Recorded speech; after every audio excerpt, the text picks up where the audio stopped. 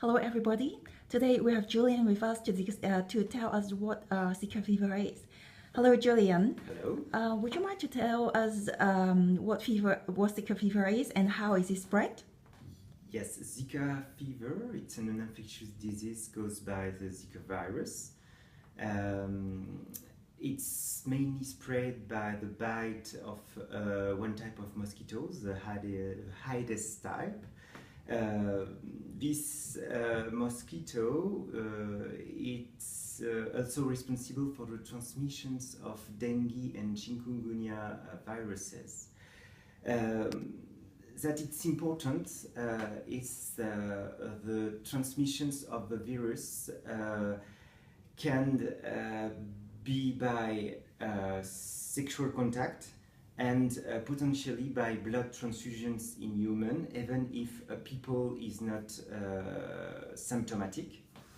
As well, an infected pregnant woman can spread the virus to the baby, but there is no proof that the virus spread to the baby by breastfeeding. All right. Originally, where is this disease came from, and in which countries are most affected by it? The first case was detected in Africa in the 40s in monkeys in Uganda in 1947, I think.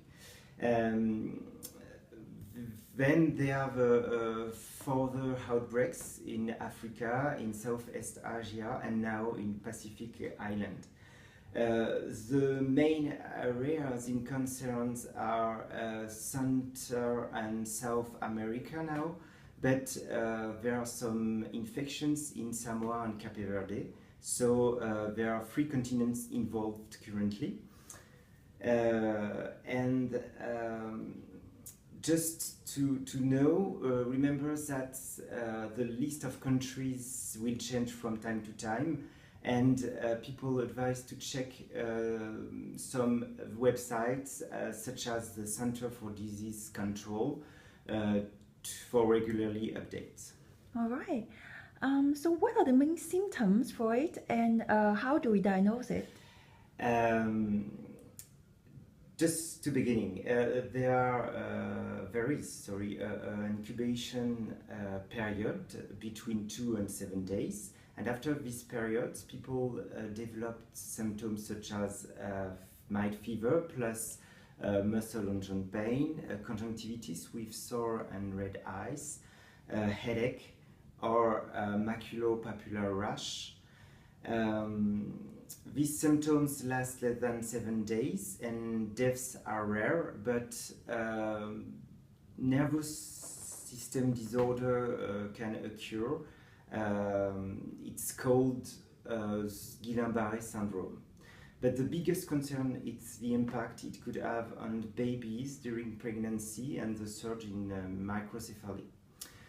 To do diagnosis, doctors test the blood, urine or saliva in in sick persons to look for the Zika virus ribonucleic acid. What is the treatment for that then? The treatment is symptomatic only. People advised to have rest, to stay well hydrated, and to use simple medications such as paracetamol. Just to know, people infected should advise not to use anti-inflammatory drug because this type of drug can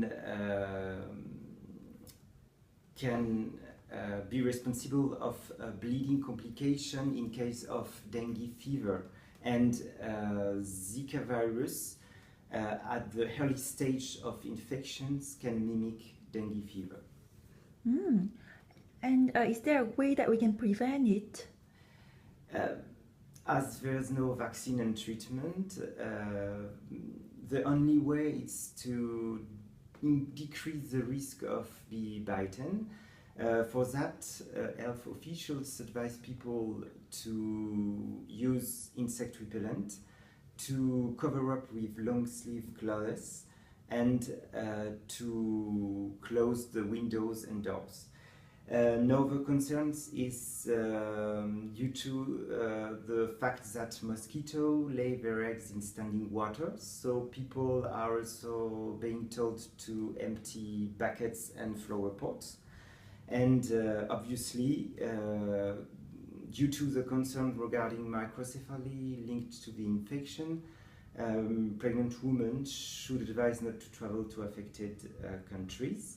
And the last point is about the fact that virus seems to persist 2 weeks in semen. So people advise to have safe sex and a ban on blood donations for a month just after visiting affected countries, or for longer if they develop symptoms. So you talk about microcephaly. What is microcephaly? Microcephaly, it is when a baby born with a small head. That's really normal, and as his brain has not developed properly. The diagnosis is confirmed by a head circumference measuring less than 32 centimeters at birth. Severity varies, but it can be deadly if the brain is so underdeveloped that it cannot regulate the functions vital to life. Children that do survive face intellectual disability and development delays. And microcephaly can caused by infection as rubella or Zika infections, for instance, but also can caused by genetic abnormalities and drug abuse during pregnancy. Okay, just last question. Yeah. If I have Zika today, what should I do immediately? If you develop symptoms such as mild fever plus headache or joint pain or rash, for instance, and on holiday or when you return from affected countries, then you should speak with a doctor as soon as possible. All right. Thank you, Julian, today for You're giving welcome. us a lot of information.